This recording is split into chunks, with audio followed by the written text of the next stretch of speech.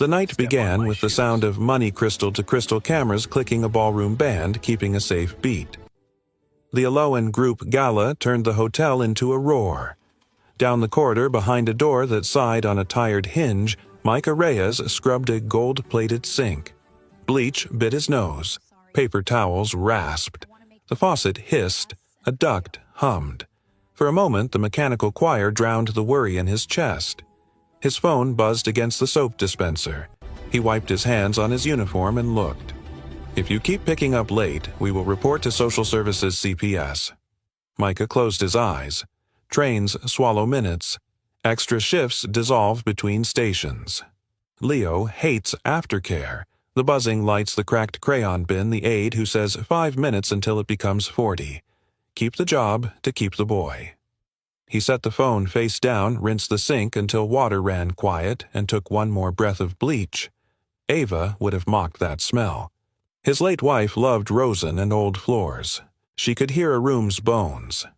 He walked out. From the ballroom, a waltz spilled into the hallway. Micah tracked the beat without meaning to. Left, right, left. Dad Leo's voice flicked from a head small as a coin under a couch. Micah saw his son at the end of the corridor toes on the line where carpet met stone. Leo was 8, all elbows and loyalty. He should have been in the staff room with a sandwich and a comic. Curiosity had tugged him toward the light. "Back here," Bud Micah said, keeping his voice even. "We don't wander. It's one of our rules." "But listen," Leo whispered. "Music." A different tune floated from a glass-walled room near the ballroom, tinny brave a music box forcing itself to sing. The notes raised the hairs on Micah's arms. Inside, a girl stood with her back to the door. 2 adults watched a nanny with shoes that squeaked a guard whose radio hissed. The girl turned the key with slow care, and her feet answered with the smallest shift of weight. Heel rocked to toe as if the air had a pulse only she could hear. Leo pressed his nose to the glass. "She's dancing." "Don't crowd," Micah murmured. The way the girl braced for sudden sound tugged at him. The world had not been gentle to her. You could hear it in the centimeters she rationed. From the ballroom, applause surged. Isadora Alohan's name rode the microphones. 2 board members passed murmuring about the IPO No More Family Drama. Behind them, a woman walked without touching anyone, and everyone parted anyway. Micah registered sound first heels measuring the floor in exact clicks. Isadora looked toward the glass room and paused. Leo's hand found Micah's. "Can we go? It's loud." "In a second," he said, squeezing back. "We're leaving. Right after." The girl turned. Her eyes met Leo's, then Micah's. She didn't flinch. The melody warped. The tiny key scraped. Her shoulders crept toward her ears, the ache of almost right.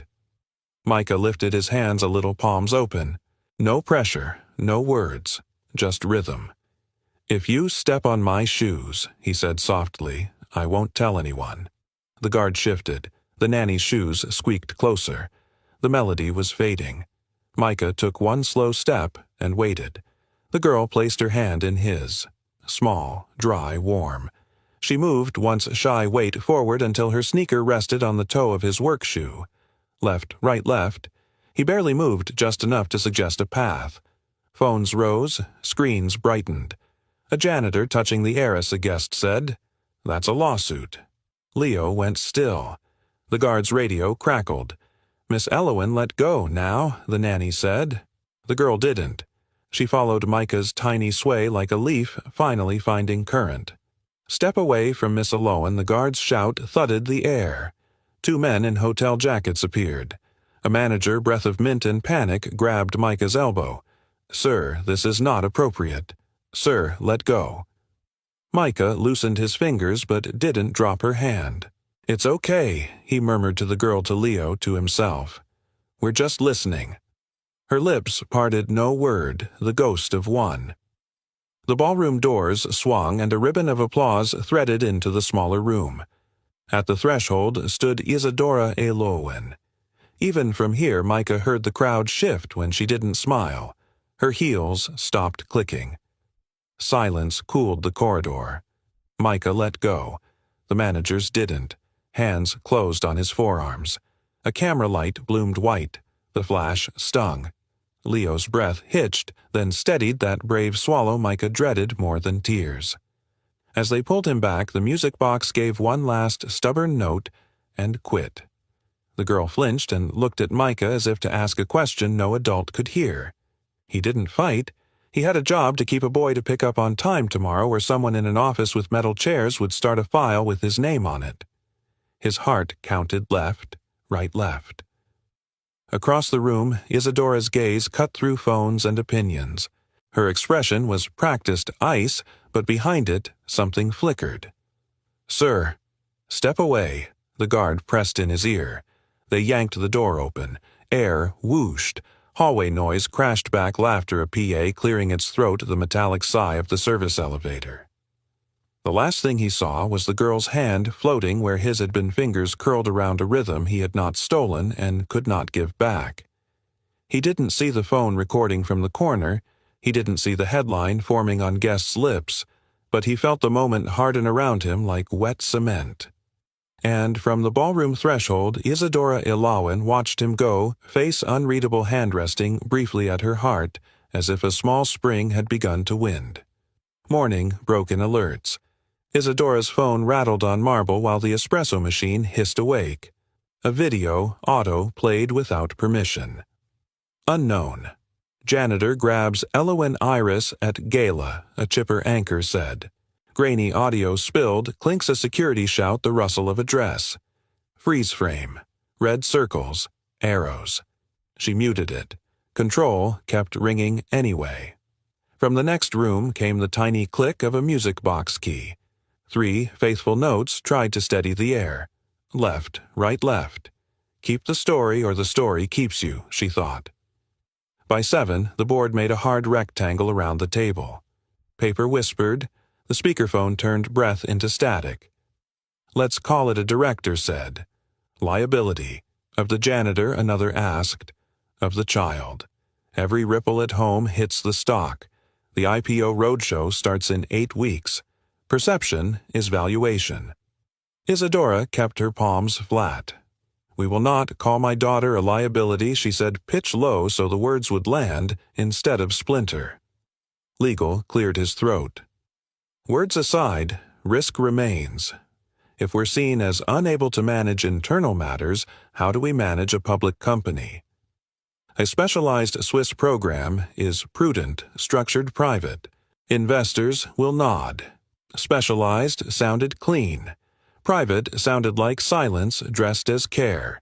If the IPO fails, another director added, that's 9,000 jobs. Headlines vanish. Layoffs echo. Protect the company, protect the people, protect the girl she thought. Choose 2. Her brother's name flashed on her phone. She let it buzz against the folder. PR, she asked. A woman with a radio voice said, Pivot to an Ilawan Foundation initiative, Arts for Neurodivergent Youth. NDAs for all. No more candid anything. Emphasize licensed therapists, not surprise janitors. Surprise stung. Isadora pressed her thumbnail into her index finger. We don't use children as absolution, she said. Not even mine. Silence. Then legal soft control, the variable. Move the child out of frame. Even through the door she could hear the faint tick when Sierra's key slipped a millimeter. Reconvene at 10, she said. I need 10 minutes. She stepped into the hall. The elevator hummed low. Across town, the hotel manager's office smelled like toner and cheap cologne. A printer clicked out 3 copies. Micah read the incident report as if it were about a stranger. Employee approached minor guest. Security intervened. Viral exposure risk?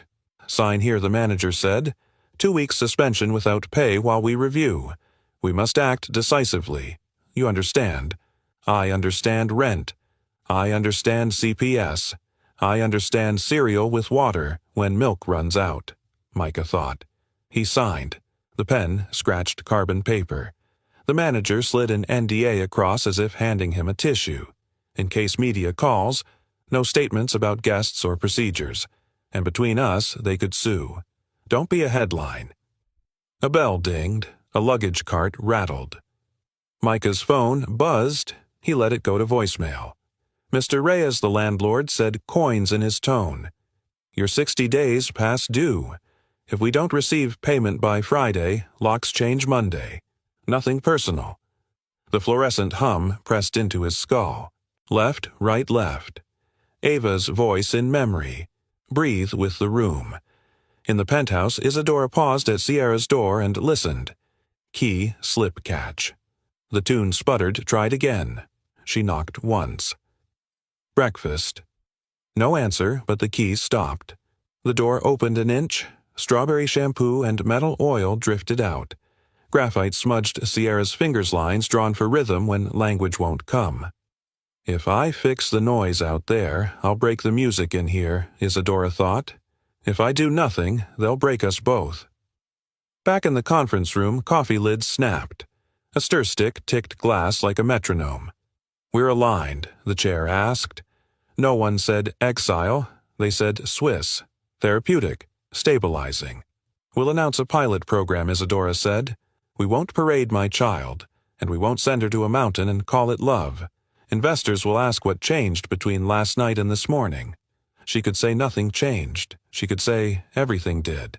A small hand trusted a stranger more than a headline trusted a human. Her brother's name flashed again. She answered.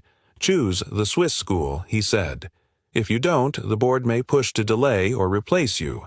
I can defend process, not sentiment. Izzy, I'm your brother first. Keep her safe. She looked at the glass wall, the city mirrored in it like a second, colder world. Send the risk memos, she said. And call security. I want every camera angle from last night. Eyes lifted around the table, and the name of the employee who touched Sierra's hand. Why PR asked. Because circles and arrows aren't the only stories, Isadora said. If I'm deciding my daughter's life, I want the truth in her eyes, not the noise in their captions. Across town, Micah took the stairs because the elevator hummed mean. On a concrete step, his phone trembled in his palm. Another message, the school office tone bright as a bell. If tardiness continues, we must notify CPS. Leo needed dinner. Leo needed a dad who wasn't a headline. The stairwell door banged. A housekeeper hurried past cartwheels, squeaking radio clipping out the weather. Rain tonight, a voice said. Wind advisory. Build-in wind, Micah thought. He didn't know a woman behind glass had just thought the same words. Isadora ended the call. 10 minutes, she told the board. Then we brief investors. Her voice didn't shake. Her hands did quiet as a music box when the key is nearly out of turns. Security texted footage compiling. Employee identified. A name loaded on her screen. She read it once, twice. Somewhere down the hall, the faintest tick of spring beginning to wind again. For the first time since the clip aired, curiosity stepped ahead of fear. What did Sierra hear in that man's silence? The apartment spoke before anyone did. The radiator ticked like an anxious metronome. A pot breathed on the stove water, worrying noodles into a slow roll. The neighbor's TV bled a laugh track thin as paper through the wall. Micah opened the chicken flavor packet and watched the powder drift. Salt and something like comfort. Leo pushed open the window 2 inches. Sirens threaded the night, a low wail finding their kitchen like it always did. He set 2 bowls on the table. The porcelain clinked. The sound made him glance at his father for permission, as if even noise had rules now. Eat while it's hot, Micah said, trying for light landing on tired. Leo lifted his fork, then held it in the air. Dad. Why do people look at us like we're trash? The question hung there with the steam. Micah felt the words settle between them, heavier than rent. He heard a bottle cap roll somewhere in the hall and click to a stop. They don't know us, he said. That's all? Leo snorted the way he did when pushed past polite. The kid at school knew me. He said, Your dad cleans toilets for my dad. The boy's voice hardened as he quoted. I told him my dad keeps places from smelling like his mouth. He shoved me. I hit back, twice. Micah stared at the noodles. Left, right, left. Choose your next beat? Did you start it? No, but I finished it, Leo said, then softened a little. I know, that's not the point. The phone vibrated against the salt shaker. Micah turned it over. Mr. Reyes, the principal, said on speaker, careful practiced. We need to partner on Leo's choices. If the aggression continues, we must notify CPS.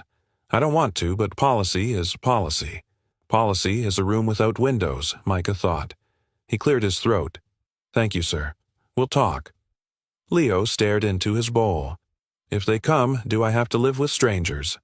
No, Micah said fast, then, slower, anchoring each word. No. We keep each other. That's our rule, remember. Leo nodded, but his fork stayed still. The radiator ticked again. Micah wanted to give his son a speech about dignity, about how work is work, and a mop doesn't tell the truth about a person. But speeches need air and room, and both were in short supply. He reached for the only tool he trusted. Listen, Micah said, and tapped the table with his knuckles 3 steady beats. The same quiet pattern he'd used since Leo was 3, and the night felt too big. Left, right, left. Leo tapped back. The tightness in his shoulders eased half an inch. You always do that, he said, almost a smile. Like a secret code. It's not a secret, Micah said. It's ours. He tried a noodle. Lukewarm already. He swallowed and felt the starch sit. Ava would have laughed at their technique. Turn down the water before it boils over, she used to say, dusting rosin from her hands, listening for the moment the heat stopped helping. He could still hear the scratch of her shoes on old wood the way the floor learned her name. The phone vibrated again, the landlord voice like coins clinking. 2 months behind Mr. Reyes. Friday or the locks change Monday. Nothing personal, everything personal, Micah thought. He thanked him anyway. After they ate, he washed the bowls by hand because the faucet's hiss filled the apartment with a sound that wasn't worry. Across the city, the penthouse didn't squeak or hiss. It whispered, wind whirring the glass.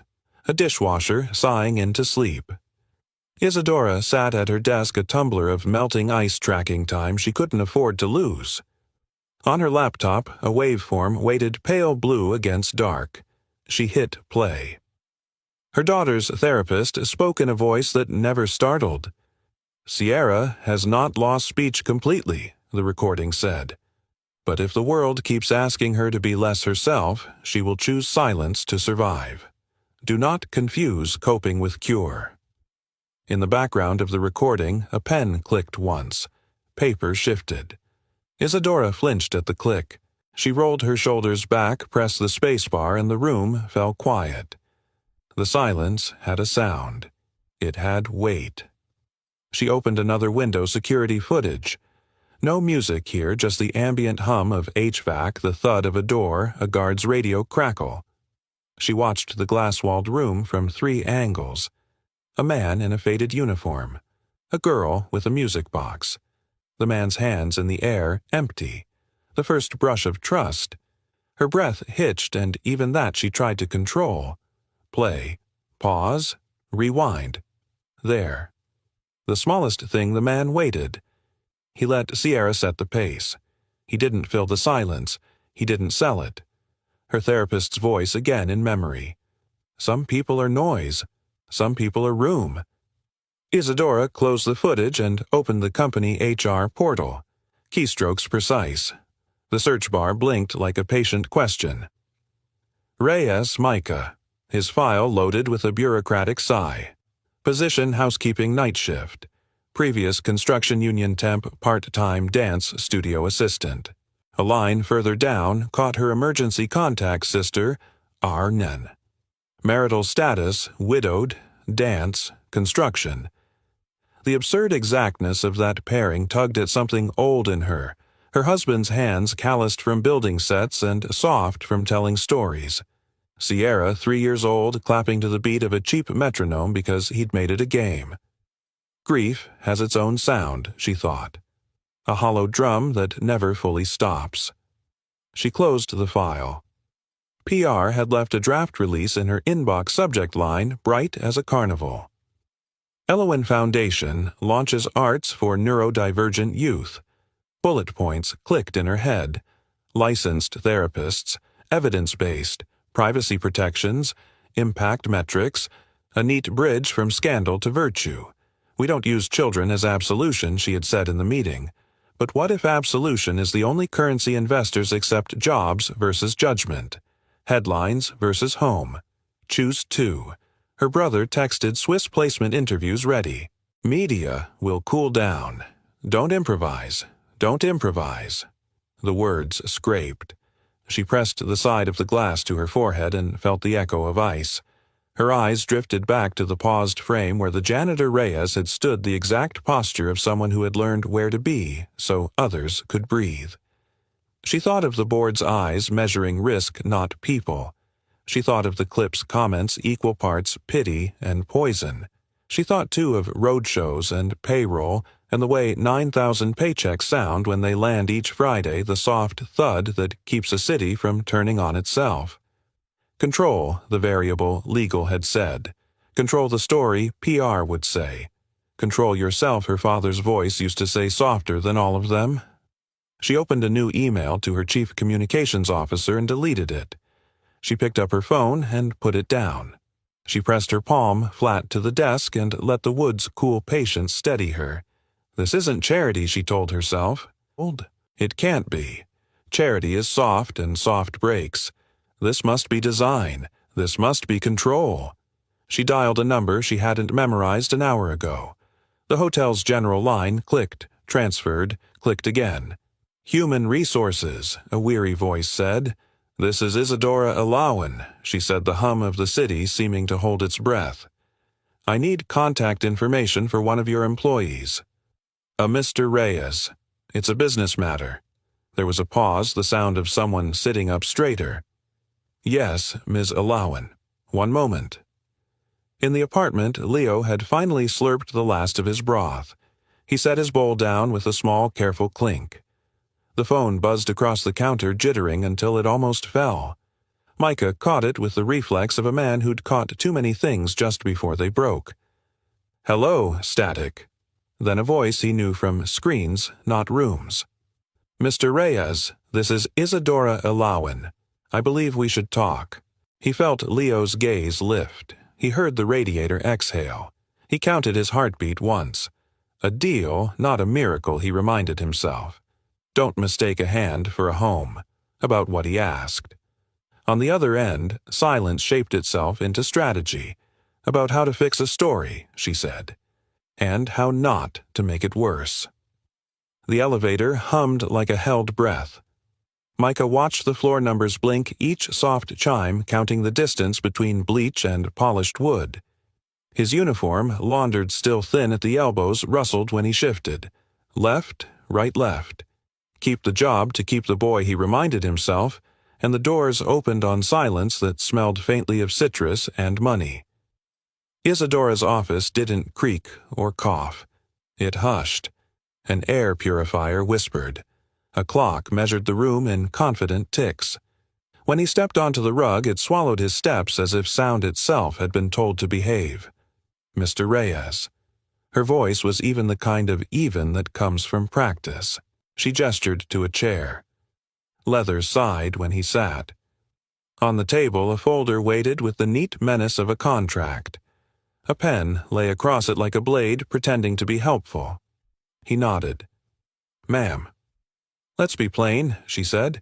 I don't want this to sound like charity. This is design. She slid the folder toward him. Paper whispered against wood. The Elowen Foundation is launching a pilot program, arts-based therapy for neurodivergent youth. I would like you to support Sierra's sessions and consult as we build the curriculum.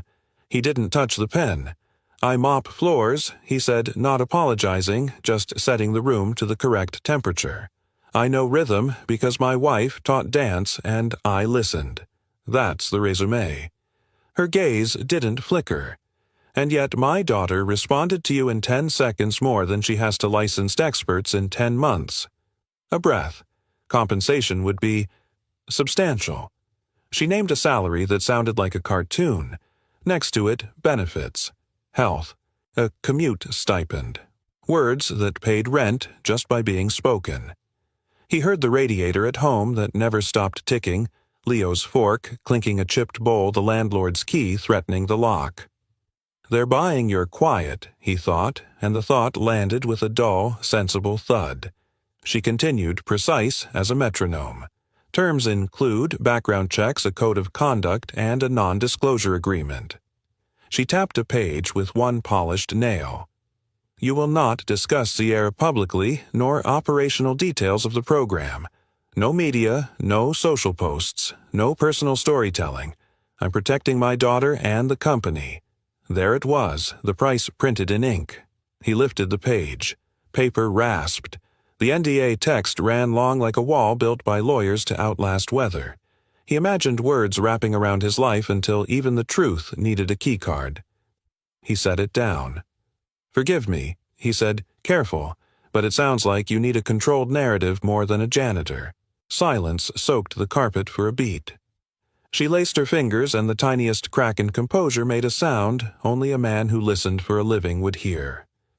I need both, she said. The board wants smooth optics. Investors want proof of competence. I, the word caught, then landed, want my daughter whole, and I won't pretend those wants don't collide. He looked at her, really listened. Beneath the granite cadence of CEO, he heard another sound, a mother trying not to beg inside a room that punishes begging. Pride can sound like glass. Mr. Reyes, she said softer, help me make this work. And let me make it worth your time. He pictured Leo's backpack on the floor by the door, the zipper that stuck on the left side, the jar of coins he and his son fed on Fridays like a small animal that refused to grow. He pictured the 2 meals left in the fridge and the Friday after that. Don't sell your boy's dinner to buy someone else's headline, his mind warned. Don't mistake a hand for a home. I can't be part of a photo op, he said. I won't be the man you put next to your daughter to fix the angle. Her expression didn't change, but the pen rolled an inch as if it felt the room shift. Noted, she said. We will shape the program with clinicians and privacy at the center. What we release, if we release anything, will be on our terms. Your terms, he corrected the word quiet, but not meek. She didn't argue. Our terms, she said instead, and the substitution felt deliberate. He stood, folder closed under his palm. I need time. Take it, she said too quickly to be generous. But not much. The story is running with or without us. The elevator swallowed him again. Floors chimed. When the doors opened to street-level noise, the air hit his chest like cold water. A street saxophone threw a bruised note down the block. A bus sighed at the curb. He walked past a bakery and let a second of warm sugar tell him life could be simpler than it is. His phone buzzed, the landlord voice like coins in a jar, reminder, Friday, locks, Monday, a text followed as if punctuation, nothing personal. He stopped under the roar of an elevated train. Steel screamed at steel.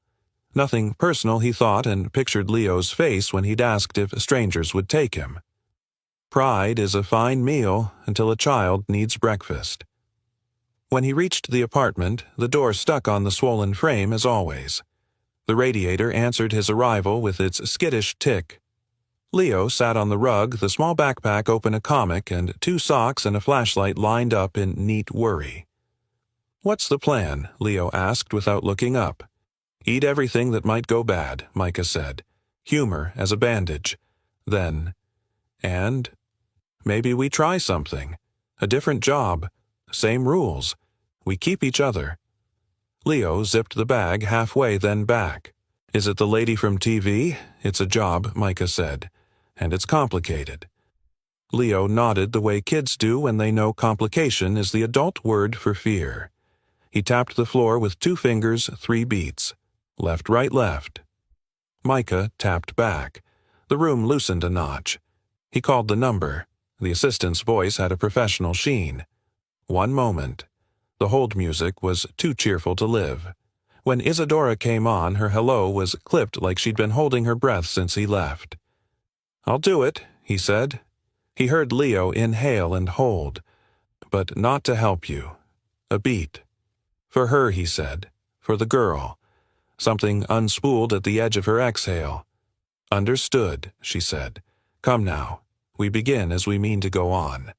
He tucked the phone into his pocket, kissed Leo's hair strawberry shampoo, and the faint, steady smell of laundry dried on a radiator, and left before the courage could evaporate. Back in the office, the air purifier still whispered the clock still kept its confident time. She slid the contract across again. He skimmed. He didn't fool himself that speed meant control. He signed the employment page. The pen moved smoother than his conscience. The NDA sat beneath his hand heavier than paper should be. From the hallway came a sound he recognized before he named it, the tender click of a key turning inside a tiny mechanism, a music box trying to find its song. Isadora pressed the intercom. "Security," she said, voice steady as glass. "Please prepare the therapy studio." A different voice answered, tinny compliant, "Cameras are already on." Micah's hand paused above the NDA. The pen tip tapped once, twice. A red recording light blinked in his mind like a warning. He looked up. She held his gaze without flinching. Control, not cruelty, that's what he heard underneath. Control that might still crush. "Mr. Reyes?" she asked. He could almost feel the lens on the other side of the door warming to life. Left, right, left, he told his fear.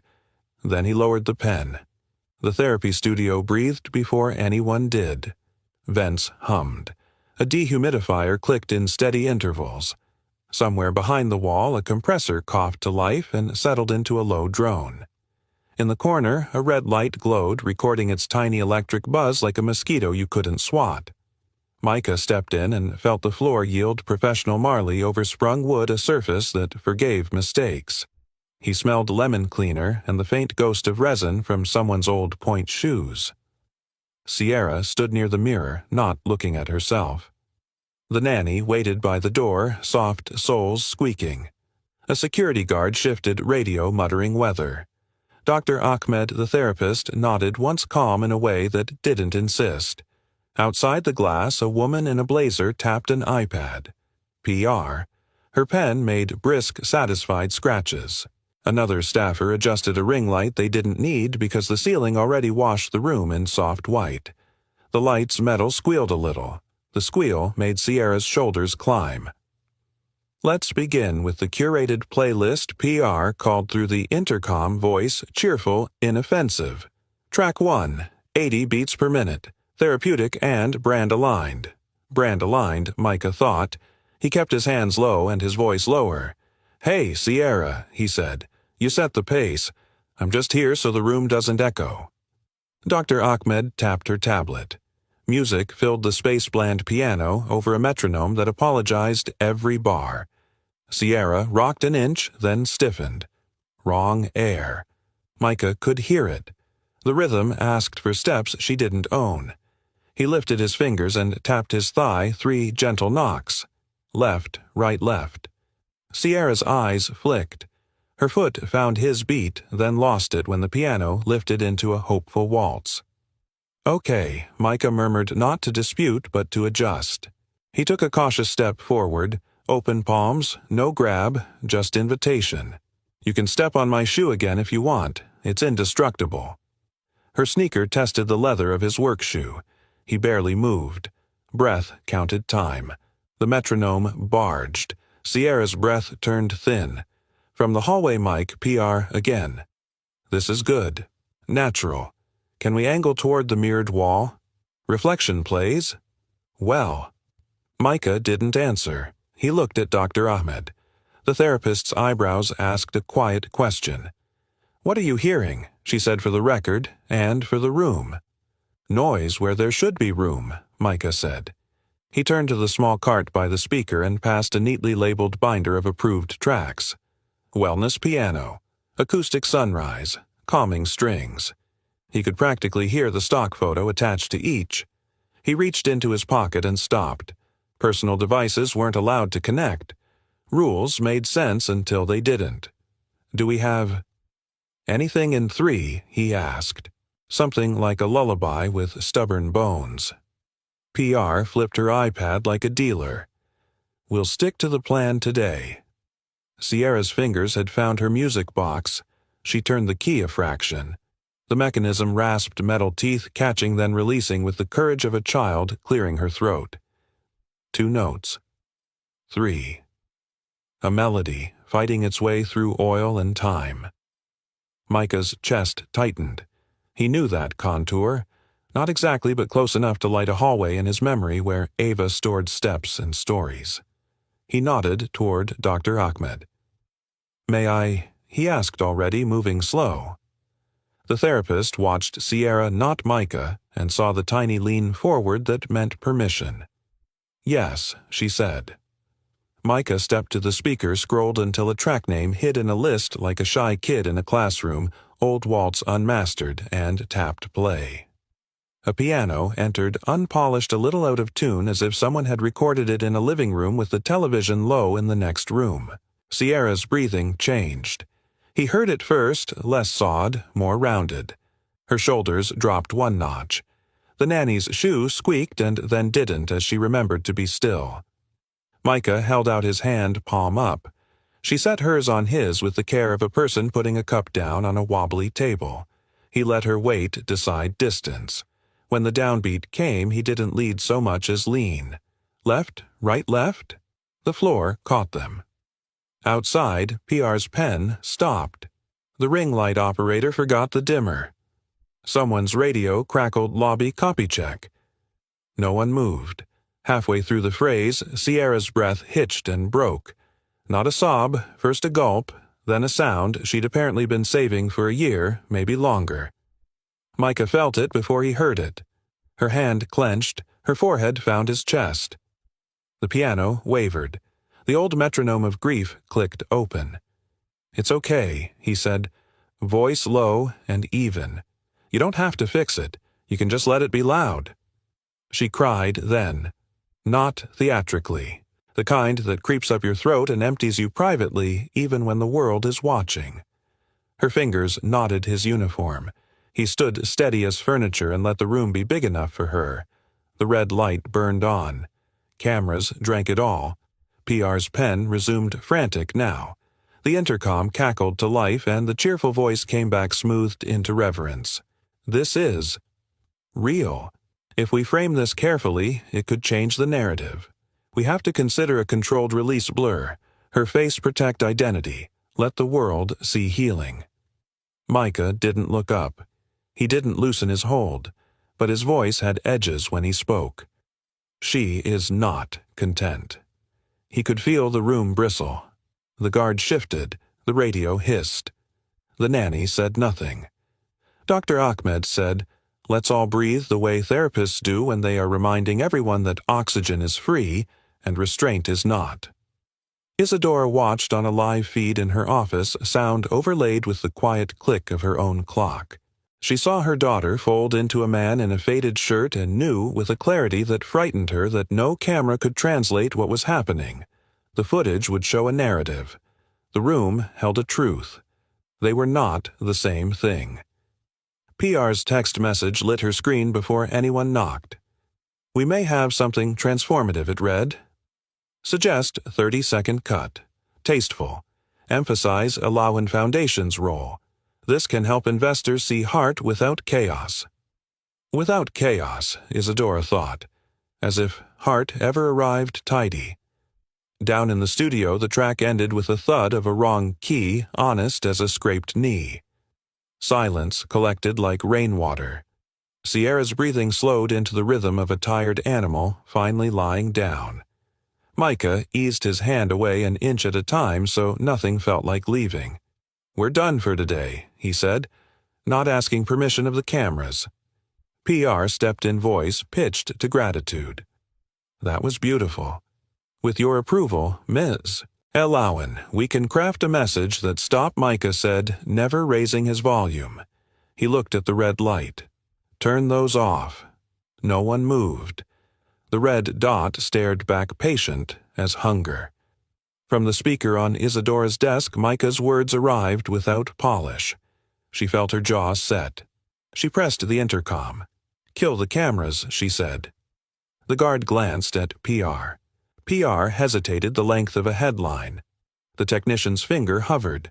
The red light blinked twice and went dark. The room exhaled. Isadora closed the live feed. Her reflection looked back from the black screen, a woman who knew the cost of control and still couldn't pay in clean currency. She reached for her tumbler and found the ice had melted into a ring of quiet water. In the corridor, the woman in the blazer whispered, "We should still have B-cam," to her assistant, and the assistant's eyes flicked left then down to a phone. A file name appeared, session 0222 cam-b.move. A thumb hovered over share. A vibration hummed through the floor elevator cable singing under load. Somewhere, a door latch clicked. The assistant glanced toward the studio, then back to the glowing screen. The thumb began to move. The sound hit first phones, pinging elevator chimes, stacking the espresso machine, hissing like a fuse. By 9:12 a.m., the clip was everywhere, 30 seconds of a blurred little girl folding into a janitor's shirt. No context. A red dot winking in the corner like guilt. Isadora watched once with the volume low. The unmastered piano hissed. A small sob scraped the mic. The edit cut before breath returned. Slack chimed. Her brother called. "This is bad," he said, paper scuffing near the phone. "Activists are on you. Pre-IPO investors hate uncertainty. We turned the cameras off," she said. So someone turned another one on. Then control the damage. Swiss school. Pause the program. Announce privacy. Today. If I send her away to calm men in suits, I become the caricature they already believe she thought. The wall clock clicked a polite threat. Across town, Micah's radiator ticked like a nervous metronome. Morning TV rolled the clip on mute. Leo froze mid-spoon. "Is that her?" "It's her," Micah said. He killed the sound. Silence fell with the lid's soft thud. The phone buzzed. "Vice Principal Harmon. We need to address yesterday's fight. One more, and policy requires CPS notification." Another buzz, his sister breath tight over hospital beeps. "Micah, CPS doesn't read nuance. It reads files, tardy pickups, school incidents, your name and a viral tag. Don't give them a story to write." "I'm careful," he said. Even to himself, it sounded thin. Back at Ilawan, the boardroom performed calm. Coffee lids snapped. The speakerphone breathed. "Acknowledge exploitation concerns PR," said. Voice velveted for crisis. "Center licensed clinicians. Suspend sessions to review. Announce specialized placement overseas. It shows prudence." "Prudence reads like exile," Isadora said. She could hear her therapist's old line in memory. Some people are noise. Some people are room. Right now, the company was both. Legal slid 2 letters across the table. Disability Rights Group, Privacy Clinic. Both allege exploitation, he said. Exposure creates liability. Her brother's tone shifted from counsel to kin. If you won't protect the IPO, protect custody. Public opinion becomes legal filings. If you proceed against advice, I may have to request a guardianship review. He swallowed. "I don't want to." "I will." The word will landed like iron. Down the hall, faint as a thread, she heard the judder of a music box key slipping, trying again. The PR assistant who'd hovered yesterday stood in the corridor with her phone face down. Alerts still thudded through the case. She told herself a kindness awareness drives funding. She told herself a lie intent cancels impact. When press called, she was ready. "Privacy is paramount," she said brightly. "The foundation is leading with heart." Her hand trembled. By 2, Micah sat in the school office under a buzzing light. A clock performed importance. Leo scuffed his shoe in a slow scrape-scrape. "We value," Leo Harmon said. "We also value safety. Another incident triggers mandatory reporting." "Mandatory?" Micah nodded once. Understood. He touched his son's shoulder. We keep each other. We keep each other. Leo echoed barely above a breath. At 4:03, a protest gathered outside Ilawan. No roar, a determined murmur. Cardboard signs thumped palms. A bullhorn squealed, then found pitch. Children aren't optics, someone called. Autism isn't a brand. Rain started the small insistent kind New York uses to test resolve. Umbrellas popped like opinions. From her window, Isadora watched a news van idle engine rumbling through glass. A sympathetic director texted emergency vote at 5. Recommendation suspend program. Remove Reyes. Announce Swiss plan. Otherwise, we lose the street. She read it twice. Her thumb hovered over reply. In her head, her late husband's voice, keep the beat simple. Make it a home. Her phone vibrated again, Micah. She let it go to voicemail. She needed a mother before she needed a contractor. She typed to her chief of staff, stop all sessions. Send. Downstairs, Dr. Ahmed powered off the sound system with a soft click. Sierra turned the key of her music box until it rasped. The nanny's soul squeaked, then went still. We're done for today, the therapist said gently. Back tomorrow. If they let us, the nanny didn't say. Back in the boardroom, chairs scraped, papers aligned into decision. Legal cleared his throat, vowels sanded, smooth. Motion pause program, pending review. Second motion terminate Reyes's consultancy for cause breach of confidentiality by virtue of association with leaked content. Preventative, not punitive. Preventative, Isadora thought. Like cutting off a limb to stop a rumor from traveling up the bone. She could hear Sierra's first breath after every frightened silence could hear the room when Micah waited instead of fixing. She stared at the table until the wood grain resolved into a path she didn't like. Her brother, we need your vote. She pictured Leo's backpack on a radiator zipper sticking. She pictured 9,000 paychecks thudding into accounts on Fridays. She pictured headlines and handcuffs therapy and theatrics investors and infants. Choose two, she thought. She hated the math. In the corridor, the PR assistant glanced at her phone again. Bcam upload complete. File name session 802 cam.b.move. A new vibration editor says 30 seconds is perfect. Push now. Her thumb hovered over share. In Isadora's inbox, a subject line popped precise as a gavel termination protocol Reyes. The radiator in her memory ticked. The music box in the next room scraped. The protest's bullhorn squealed and steadied. She stood. The room quieted. I'll go to my daughter, she said, voice steady as glass. Then I'll return and vote. She turned away before anyone could argue. Behind her, the email waited with its clean, merciless grammar. Ahead, down the hall, the key slipped once, twice, then caught. The decision sounded like paper motion second vote, then chair legs and coffee lids, and the speakerphone's last polite breath. Isadora didn't look up. She heard the wall clock tick, and fainter down the hall a music box key scrape trying to catch. She called security. Her voice was steady. Her fingers weren't. Suspend the program. Escort Mr. Reyes to collect his things. No further contact with my daughter. A pause. Static. Yes, ma'am. She dialed Micah. On his end, a radiator ticked. We're pausing, she said, aiming for glass. You're not to see Sierra. It's for safety. Understood, he said, tasting the word. Safety as policy, not safety as breath. The studio corridor hummed with fluorescent light.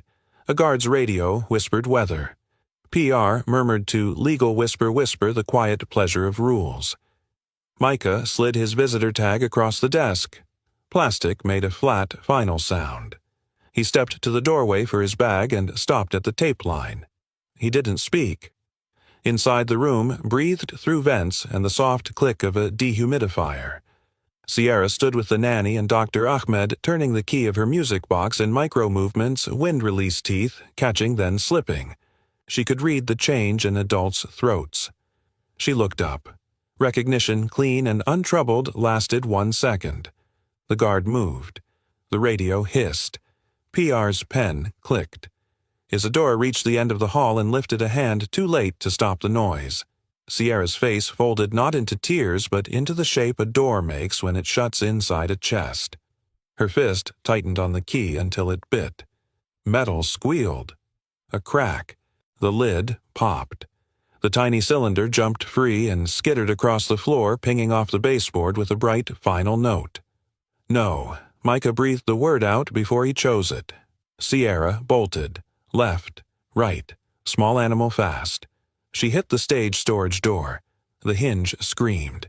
She shoved a rolling wardrobe into the gap and threw the top bolt with a sharp snick. Adults became spectators. Key PR hissed. "There's no key for the top," the guard said, rattling the handle. The door thudded. "Miss Elowen," he called too loud, the syllables ricocheting off plywood and canvas. Isadora put her palm to the wood. Cool now. Not for long. She heard Sierra's breathing tilt toward panic-thin inhales, a whistle on the way out. Dust climbed. The dehumidifier's click felt obscene. "Call 911, legal said. "Give me 10 seconds, Dr. Ahmed urged. "Sirens will pour gasoline on this." Micah moved without thinking. 2 guards moved faster. Hands on his chest. "You're done here," one said, official high. "Step back." Isadora kept her hand on the door. She turned just enough to see Micah. No pleading, no posture, only stillness as if he were careful not to break something invisible. "Let him try," she said. Ma'am Liability PR hissed the word like steam. "Let him try," Isadora repeated, and the corridor obeyed the density of her voice. Micah knelt by the seam and set his ear to it. He closed his eyes to make the other noise smaller. "Sierra," he said, not loud, not soft true. "It's me. I'm here. You don't have to unlock anything. You don't have to move." A small sob snagged and didn't quite become sound. "Do you hear the building?" he asked. "The vent like a refrigerator at night. Breathe with it. In on the hum. Out on the hum." He tapped 3 times, knuckles light on the floor. "Left, right, left. I'll keep the beat if you want. You don't have to." Her breath caught, stuttered toward his rhythm, and away again, a skittish bird testing a branch. He tapped once more, patient, simple. "You're not in a box," he said. "You're in a room. You can make it bigger with breath." 10 seconds stretched until someone remembered to be human. Behind him, a phone buzzed and went silent. Someone coughed. Even the radio hushed. "Good," he said to a shift in air only he could hear. "If you want, press your hand to the door so I can feel it." He slid his fingers to the bottom gap. Dust kissed skin. For a moment, nothing. Then a pressback small. Steady. "That's you." He said something in his chest, breaking and feeling more whole for it. "If you want to open lift the bolt, then push the wardrobe an inch. Just an inch. We'll do it in pieces. Left, right, left." A scrape. Metal sighed. The wardrobe complained. Sierra coughed, the dry, sour sound of dust finding a throat. He tapped softer like a heartbeat under blankets. The wheel rolled a reluctant inch. Another. The bolt gave with a grind that sounded like pain if you didn't know progress. Cool hallway air slipped in. Warm storage air reached out like a tired animal. A small hand slid through the gap, searching anchoring. The door opened 2 inches 3. Sierra's face appeared in a wedge of dim eyes, wide, yes, but not lost. She leaned into the opening as if leaning into a song. "Don't send me away," she said. Not loud, perfectly shaped. The corridor caught it and held it. Even the guard's radio kept still. Isadora's hand fell from the door to her mouth. The sound that escaped her wasn't executive. It was the noise a person makes when love points to the only exit that matters. Micah didn't look up. "Okay," he told Sierra as if the universe might listen to a father's tone. "Okay." He shouldered the wardrobe back an inch at a time, keeping one hand on her hand rhythm steady. When the space was enough, she stepped forward and pressed her temple to his forearm, testing a bridge. Phones down, Isadora said into the air, not looking away from her child. No one argued. Dr. Ahmed crouched, voice like a warm towel. "We're going to the quiet room," she said. "Just you and me and Mom." She glanced at Micah. "And if Mom approves, just the sound of someone waiting outside." Isadora drew a breath that didn't scrape. "Yes," she said. "Consent to sense, not a policy." They moved. Not a parade. A practical migration toward oxygen. The quiet room door closed with a soft thud that meant shelter rather than shut. Micah stayed in the hall shirt, dusty hand imprinted by small knuckles. The guard cleared his throat, powerless now. "Sir, we still have orders, I know," Micah said. He picked up his bag. The strap squeaked. "I'm leaving." The elevator arrived with a mechanical sigh. Inside smelled like Freon and floor wax. A portion of his life had always smelled like that. He laughed once without humor, and the doors cut the sound in half. Isadora sat until Sierra's breath evened and sleep dulled the edges. She watched her daughter's chest rise and fall, a metronome finally set to human time. Dr. Ahmed wrote nothing. Some days, notes are noise. In the service, stairwell pipes pinged. A delivery cart rattled below. The city hummed like an engine too big to turn off. Isadora pressed her forehead to cool paint and let one truth ring louder than the rest. "If she loses one more time," she whispered, "I won't survive this." Her phone vibrated Board Legal Family Press each with a rhythm trying to replace her own. The screen glowed Termination Protocol Reyes. She didn't tap it. She didn't delete it. She let it sit like a live wire, then turned toward the door that led back to the boardroom and a choice no camera could tidy. The studio breathed in countdown sounds, headsets hissing a boom mic, exhaling tape tearing as a tech tucked a lav under Isadora's collar. In the green room, Sierra pressed her thumb into the empty dent where a music box key used to sit, feeling for teeth that weren't there. 60 seconds, the stage manager called voice bright as chrome. The clock ticked like a second heart. The anchor slid into his hush. "We're honored to have Isadora Ilawan and her daughter Sierra." Applause swelled and settled polite as carpeting. The couch sighed when Isadora sat. Sierra stayed close eyes on the air vent, listening to the room hold its breath. "There's a viral clip," the anchor said gently. "There's outrage. What do you want people to understand?" "Keep breath low," she told herself. "No alibi. No slogan. My daughter is not a brand," she said. "She's not a problem to hide or a miracle to monetize. She's a person. I helped build a system that treated her like a variable.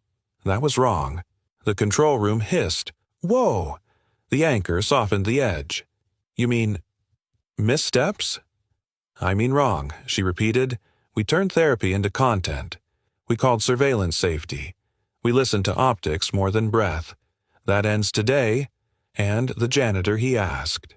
She didn't say Micah's name. She said the truth. A man waited instead of fixing. "My daughter trusted the quiet he made. I can't explain it. I can respect it." Sierra tugged her sleeve. Isadora angled. "Do you want to say something?" she whispered.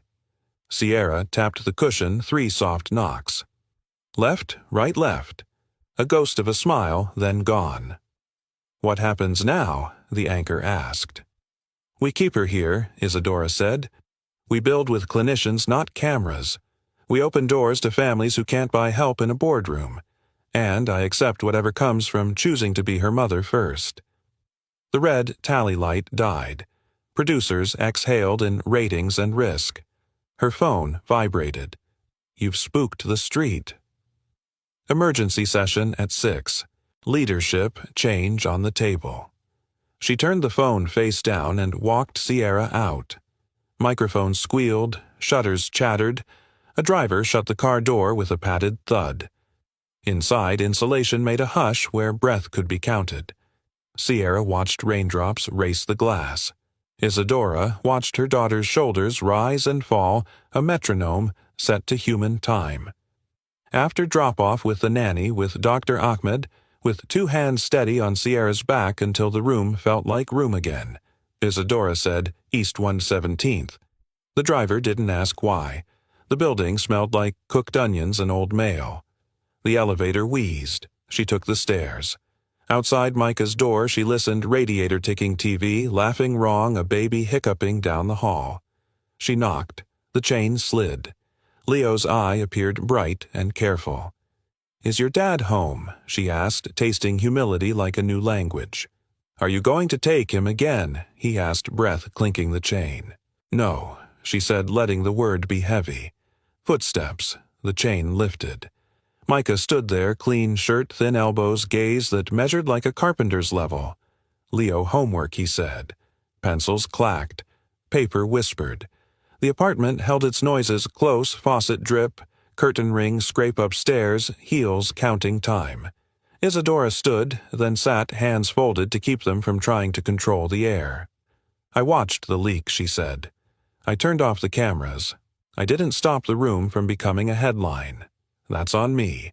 And the job he asked, even. I paused the program to stop harm, not hide it. Harm still happened. Today, I said that out loud. On air. You went on TV. I told them she isn't a brand. I told them we did it wrong. What do you want from me?" "To try again," she said. "Not soft. True. Different terms. A real clinical team. No PR fishing in a child's tears. Doors open to families without my last name." He rubbed a thumb across an old callus counting past bills and broken weeks. He looked at Leo. "What's our rule?" "We keep each other." The boy said, pencil scratching eyes, checking if she understood the grammar. "I don't gamble with him," Micah said. "If I step into your world, it can't eat ours." "It won't," she said too quickly, then slowed. "You set terms. You say no when cameras creep. You tell me when fear is making policy. I listen." Her phone trembled on the table, a small drum. She flipped it. Emergency agenda. CEO transition. Below it, custody review inquiry, draft. Her brother again. "Give them Reyes and the program. Keep the chair. Be practical." Her pulse rose until it blurred the radiator. Mother first, she told herself. Then the rest. "I can't hand you safety wrapped in lawyers," she said. "I can give you my word, my signature and my job, if that's the price." He listened to the kettle click off by itself, to hallway voices melting from argument to laughter. He tapped the table 3 times, left, right, left, settling the room. "Say what you want from me." "Come to the board tomorrow," she said. "Tell them the room is not a PR strategy. Say what the work costs and why it matters. Set the rules in front of the people who can break them." Leo glanced up as if the apartment had tilted. Micah kept his eyes on her. "If I talk," he said, "they'll look for a way to make me the problem. And if anything goes wrong with Sierra, they'll make me the culprit. They already plan to make you the solution they'll fire," she said. "Stand where they can't pretend not to hear you." His phone hummed. Hers hummed. The landline, long useless, found its ring. 3 urgent sounds overlapping. A text flashed on Isadora's screen from an unknown number. "If you walk this path, you walk it without a title." She met Micah's eyes. "Well." He opened his mouth and a hard knock shook the door. Leo flinched. The radiator ticked faster. In the hallway, footsteps shuffled. A paper slid under the door with a dry whisper. Micah bent, lifted the page. The ink smelled sharp. He read once, his jaw set. "What is it?" Isadora asked. He held the notice where she could hear the words. "Landlord," he said. "Locks change Monday." Silence pooled deep enough to see the bottom. Then Leo tapped the table 3 small beats, asking for a rhythm that wouldn't abandon him. Left, right, left. Isadora answered with her knuckles gentle on the wood. "Tomorrow," she said to the page, to the boy, to the storm gathering around all of them. "We rewrite this with the room, not the cameras."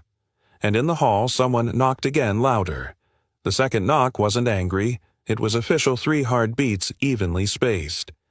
Micah opened to a woman in a dark coat whose badge clicked when she breathed. "Chief of Staff for Ms. Alawan," she said. "If you're willing, the board wants to hear you at 9. Governance, not PR." She glanced at the eviction notice. We can arrange a car. We can't arrange your rent." He looked at Isadora. She didn't blink. "I'll come," he said, "but I'm not a prop." "Understood. Bring your terms." Morning arrived with tires and puddles and a car door thud. The boardroom hummed at a different pitch, HVAC steady traffic a polite sigh. Tablets lit, a microphone blinked. Micah stood at the end of the table in a shirt that had been good 2 owners ago. He set down a thin folder hand-sketched floor plans, a 1-page outline, a list titled, "What I Will Not Do." Isadora spoke the first voice controlled enough to slow the room. "We're here because outcomes matter, not optics." She nodded to him. "Mr. Reyes."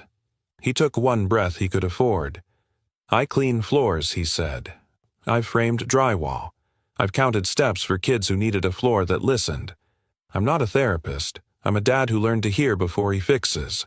A director with a tie like a gavel leaned back. "Credentials, degrees, licenses. Anything portable." "I have a boy who went back to class after wanting to quit," Micah said. "I have a girl who said, 'Don't send me away,' after 3 years of saving words to survive. If that's not enough to make you sit down and listen, no framed paper will fix it." Chairs shifted the first honest sound the room had made. He opened his folder. "Terms," he said. "No cameras where kids work. Not tasteful ones. None. No press in the hall pretending to be air. Clinicians in charge, real ones with names. I am support, not savior. And if this exists, it exists for families who can't pay to park here." A younger director's pen stopped. The CFO cleared his throat. Funding Isadora leaned in. "If the board won't commit capital, I'll seed a separate fund with my stake. Arm's-length foundation, independent oversight, audits, outcomes. Legal slid a memo. Governance is possible," he said. "Exposure is the concern. Another incident hurt or alleged, and liability blooms." "People aren't liabilities," Isadora said. "We'll build walls that protect children, not cameras." Another director tapped a tablet. "What about this man's profile?" he asked, almost kind. "Late pickups, a school altercation, internet attention. Would putting him on our floor invite scrutiny we can't weather?" "You're asking if being poor makes me dangerous," Micah said. "It makes me visible when things go wrong. That's different." Silence spread. For once, it felt like learning. The COO rested her pen. "Say we agree." "What does the first month look like?" "A small cohort," Micah said. 4 kids. Sessions with Dr. Ahmed in a room without microphones. Parents in the building. We start by giving them a beat they can keep. Not pretty. True." He tapped the tabletop 3 times left, left before realizing he'd done it. He didn't apologize. A director who hadn't spoken raised his eyes. "I watched the clip," he said. "I hated it. It felt like theft. But I also saw a child breathe. If we do this, we do it because of that breath, not because the market rewards contrition." PR invited but quiet found her voice. "We can't ignore the market," she said. "But we can choose to speak last." The chair folded hands. "Motion pilot program," the COO said. 4-case cohort, no cameras, clinical lead reports to an independent panel. Funding restricted audited. Communications none until outcomes exist. Second came from the end of the table. Before we vote, a director in Navy said to Micah one more question. "Would you sign a waiver acknowledging personal responsibility if, God forbid, something goes wrong, standard practice?" Micah thought of forms that make poor people choose between help and dignity. He thought of CPS of locks changed on Mondays of Leo packing a flashlight like a passport. "I'll sign a policy that protects children and includes me," he said. "I won't sign one that makes me the fall guy for systems that fail." Isadora spoke before anyone else. "We will not outsource risk to the lowest paid person in the room," she said. "Draft a waiver that shares responsibility proportionally. If that threatens my chair, so be it." Quiet traveled around the table like weather. The chair looked at faces, then at letters from activists, then at rain ticking the windows. All in favor, he said. Hands rose. Not all. Enough. Micah exhaled, a body remembering itself. We begin. Monday, the chair said. Keep us out of headlines. Keep children safe. Report in 30 days. Micah gathered his thin folder. The microphone's red eye went dark. At the end, a director stopped him. One more thing, the man said, almost apologetic. Child Protective Services called for routine follow-up on an anonymous concern school and online mentions. They asked for your number. We didn't give it.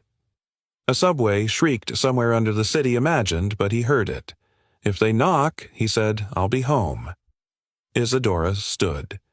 You won't be alone. The door opened on a hallway that already knew about the vote. News travels by shoe squeak and breath. Micah stepped into the muted roar of the building and felt the day tilt toward work instead of worry.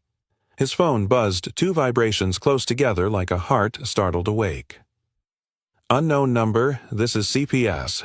We'd like to schedule a home visit. He looked up and met Isadora's eyes. Monday, the chair had said. Today, CPS wrote. Left. Right. Left, he thought. Let's go, he said. The knock was soft, but official too, quick one slow. Micah opened to a woman with a canvas tote and a mug that smelled like cinnamon. Her shoes squeaked once on the hall's waxed linoleum, then remembered to be quiet. Child Protective Services, she said, voice even practiced. I'm Ms. Rios. We had a report tied to tardy pickups and a school altercation. I'd like to talk and look around. The radiator ticked its nervous metronome. Leo sat at the table pencil scratching homework. The TV was off. The kettle clicked as it cooled. Micah stepped back. Come in. Rios didn't perform suspicion. She performed attention. Her pen cap tapped the notebook twice when she settled. Tell me about your routines, she said. Mornings, evenings. Who's here? Micah pointed to a paper taped on the fridge. Our rules, he said. The paper rustled in his fingers as he read, No wandering. We keep each other. 3 taps means breathe. He tapped the table left, right, left. Leo tapped back without looking up. Rios noticed. That yours? She asked. It works, Micah said. She walked the small apartment. The bathroom fan hummed. A drawer stuck and then gave. Clean clothes folded on a chair. Bunk bed made in that way where a child's best effort leaves a wrinkle like a signature. Tardiness, she asked, reading from the form. I ride trains, he said. I pick up shifts. I'm fixing it. Fight at school. Someone said what they always say, Micah answered. My kid held his ground. He shouldn't have hit. He knows. Rios looked at Leo, who looked back. What's your rule? She asked him. We keep each other, he said. His voice didn't shake. Her pen scratched. She sniffed the air coffee and soap and radiator heat. I'll file a routine follow-up, she said. You'll get a letter. Keep documenting. Show up on time. And if anyone asks you for statements about a rich family, say no. We've been saying no, Micah said. Rios slid a card across the table. It made a small democratic sound. Call if anyone stops listening to you, she said, and left with a soft squeak and a cinnamon draft. By Saturday, the pilot had a room. Not a pristine studio, a community center gym that smelled like varnish and peeled oranges. Folding chairs scraped, a vending machine coughed a plastic bottle down the chute. A volunteer set out paper cups. Ice sang against the cooler's sides. 4 families came. A boy in noise-canceling headphones drummed his palm on his mother's sleeve. A girl counted ceiling tiles. A teenager paced exactly 12 steps, paused, then paced back. Parents carried their wariness like thick coats ready to keep them on. Dr. Ahmed greeted each person by name voice, intentionally boring. Boring meant safe. Micah rolled the portable speaker in. The wheels squeaked. He loved the honesty of that sound. Sierra and Leo arrived together, sneakers whispering on the floor. Sierra held the repaired music box lid, snug cylinder reset. She turned the key 1 notch, then let it be. Leo bumped her shoulder with a courage that looked like shyness. A father stepped up to Micah, arms crossed like scaffolding. "My kid can't dance," he said. "He doesn't do stage. We're not here to dance like anyone," Micah said. "We're here to give the room a beat it can hold." "That's supposed to mean something," the man asked. "It means we don't make your kid smaller to fit the song," Micah answered. "We make the song bigger." The father snorted. "We'll see." Micah didn't pitch back. He looked at Sierra. "You want to start us off?" he asked. She nodded once. He watched her set her hand to the floor tap 3 times, left, right, left, and saw 3 heads turn because something about that simple count made space where there had been none. They began with breath. In on the hum of the old metal lights, out on the soda machine's sleepy compressor. Micah played a piano track that wasn't pretty, just honest notes that sounded like a living room where someone forgot to switch off the TV. Kids moved how their bodies wanted, a rocking, a sway, a stomp. A boy banged the wall twice.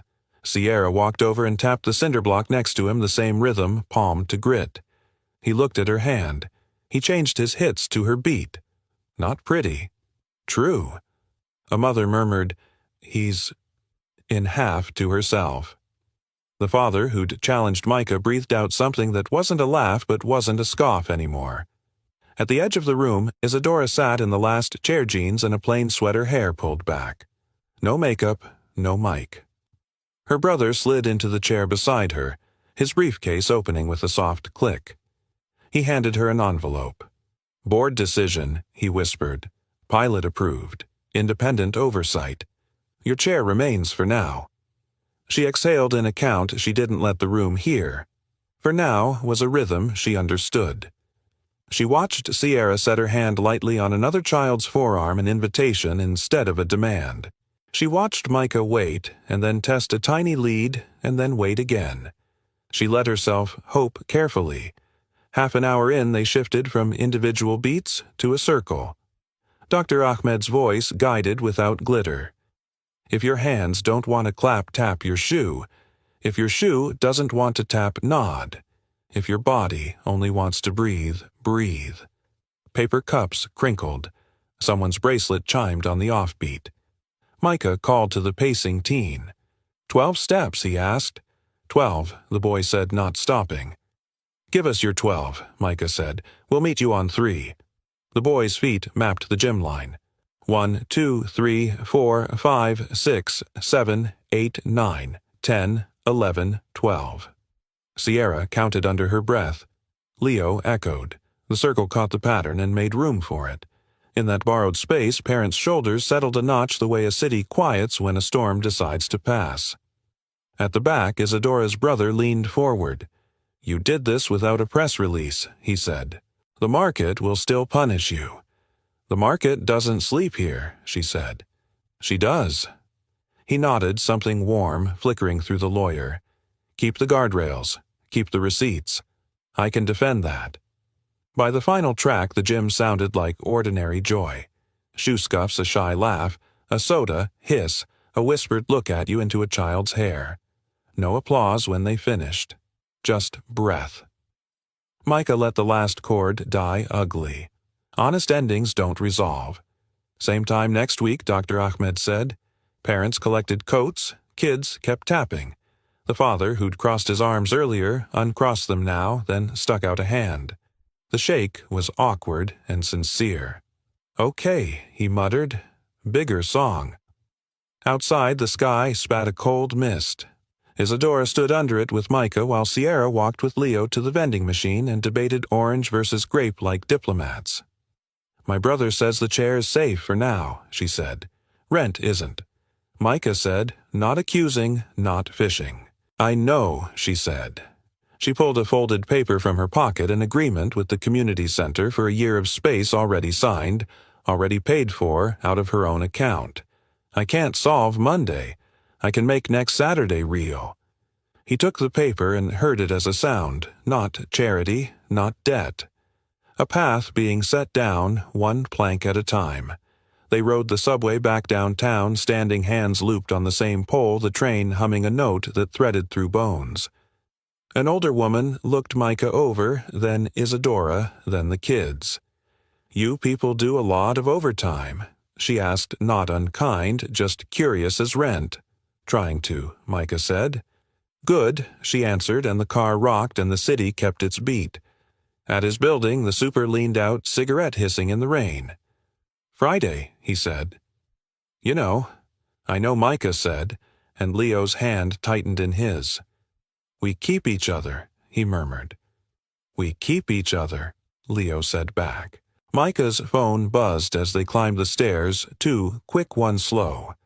A text from CPS follow-up scheduled Monday 9 a.m., same hour as the pilot's second session. He reached the landing and looked at Isadora, who had paused 2 steps below, listening to the radiator tick through the thin door, listening to choices gather in the hall like weather.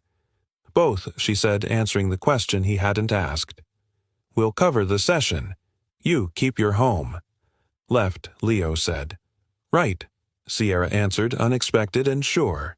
Left, Micah finished, and somewhere in the building a music box found 1 clean note and let it ring.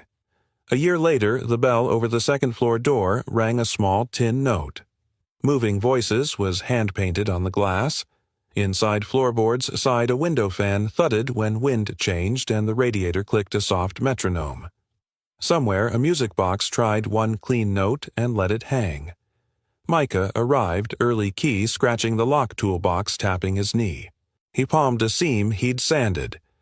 "Hold," he told the floor. The portable speaker crackled once and settled. Parents drifted in shoes, scuffing jackets, whispering air warming with detergent and rain. Dr. Ahmed checked names with the calm tick of an old clock. "Water's there. Bathrooms down the hall. Nothing to prove here." Sierra came with Leo sneakers soft against wood. She carried the repaired music box the way some carry photographs, close, not fragile. She twisted the key 1 notch and saved the melody. Leo bumped her shoulder, and she bumped back their small language of taps and breath. Group A circle Micah called, aiming to be heard without telling anyone what to be. A new boy stood at the edge, fists tight, eyes on the cinder block wall. 3 quick thumps rattled from his knuckles, anger asking for a job. Sierra pressed her palm to the wall beside his and matched his rhythm, then softened it, then showed him the space between thumps. "Left," she murmured. He hesitated. "Left," he echoed, surprised to find the word. "Right," she added. He nodded, and Micah felt the room widen a notch. The first track wasn't pretty, a slightly out-of-tune piano with a living room hum underneath the old fan thudding on the offbeat. Kids swayed, paced lay on their backs, and counted ceiling panels, whatever made the world less sharp. Parents breathed like they had been practicing in secret all year. A father who once crossed his arms now clapped in his lap where only his son could see. A teenager took 12 steps, turned, and took 12 back. "Give us your 12, Micah said. "We'll meet you on 3. The circle caught him, missed, once laughed, caught again. Isadora came a little late on purpose, the bell apologizing for her timing. Jean's rain-damp hair, 2 pizza boxes, a bag of plates. Truce offering, she told the room, breath bright. No cameras, only oregano and the fizz of soda. Leo took the boxes like a ceremony. "She's getting better at not burning toast," he announced. Sierra rolled her eyes and tapped the table 3 times, left, right, left. He answered the same. Between tracks, the room sounded like ordinary life, the rattle of a cart in the hall, a baby's soft complaint, a zipper's stubborn rasp. Isadora passed plates, laughed when cups stuck bent to hear a mother whisper thanks into pizza steam. The old armor she used to wear stayed home. By the 3rd piece, the new boy had turned from the wall. Sierra gave him the music box. He held it like a riddle and turned the key a fraction. A small tune crawled out, real and a little brave. He smiled at the floor, then at Sierra the way people do when their body recognizes a room as safe. After break, they made the big circle. "If your hands don't want to clap, tap your shoe," Micah said. "If your shoe doesn't want to tap, nod. If your body only wants to breathe, breathe. Everything counts." Shoes scuffed. A bracelet chimed. Someone's laughter bounced off the ceiling and came back softer. The final track ended without a clean resolve. He let the hum settle into the radiator's click. Silence answered, full of work done. Sierra crossed to the new boy. Next week she asked a two-note song. He nodded so hard his headphone pad squeaked. Next week. Parents gathered coats, kids kept tapping, Rain drummed the windows with small busy hands. At the table, Isadora stacked cups with the competence of a woman who'd stopped apologizing for showing up late and started showing up often. Micah wiped the floor with the calm pride of a man who owned nothing here and belonged anyway. They looked up at the same time. No script, no deal terms, just the good fatigue of people who had chosen the same room for the same reasons. Rent, she asked quietly, practical as a beat. On time, he said. Mostly. Good, she answered. Bored, he asked. Still letting me dance, she said, making a face that earned its laugh. One step at a time. Leo and Sierra arrived smelling like rain and floor wax. We're going to teach Mrs. Alvarez's dog 3 beats, Leo announced. He already knows sit, so he's basically an artist. Left Sierra said, deadpan. Right, Leo replied. Left Micah finished, and 4 knuckles tapped the table in the rhythm that had carried them across a year. They closed up. The bell gave its tin farewell. The stairwell echoed with sneaker squeaks and the city's deep hum. On the sidewalk, a bus sighed. A bike bell trilled like punctuation. Sierra turned the key of the music box one last notch. A clean note rose into the damp air and hovered. She didn't rush it. She let it be exactly as long as it wanted. Micah offered his hand palm up the way he had the first night in a glass room that thought it was bigger than people. If you step on my shoe, he said to Sierra, to Leo, to Isadora, and without meaning to anyone listening from a window above, I won't tell anyone. Sierra set her sneaker on his toe. Leo did too, laughing into his sleeve. Isadora shook her head, then stepped closer until the 4 of them made a lopsided square on wet concrete counting breath more than time.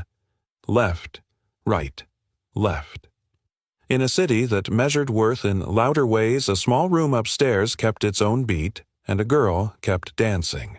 If you're still here, take 1 slow breath with me, in and out. Tonight's story wasn't about perfection. It was about small rooms that learn to breathe, about hands that wait, instead of fixing about a rhythm simple enough to hold left, right, left. If you've lived a moment like this, raising a child in a loud world, fighting for dignity at work, choosing love over optics, tell us. Share your story in the comments. What did it sound like? What helped you keep the beat when everything felt off-tempo? And I'd love to know where you're listening from. Type your city or country below. Our little circle reaches farther than we think, and it matters to hear each other across the map. If this touched you, do 3 small taps for us like the music box. Subscribe to the channel. Turn on the bell so you don't miss the next chapter. Share this video with one person who needs a softer room tonight. Remember the promise from our characters. We keep each other. Maybe that's all any of us can do, offer a steady hand, make space for breath, and invite someone to step on our shoe when the floor feels unsteady. Thank you for spending your time here. Thank you for listening with your heart. Until the next story, keep your rhythm, keep your hope, left, right, left.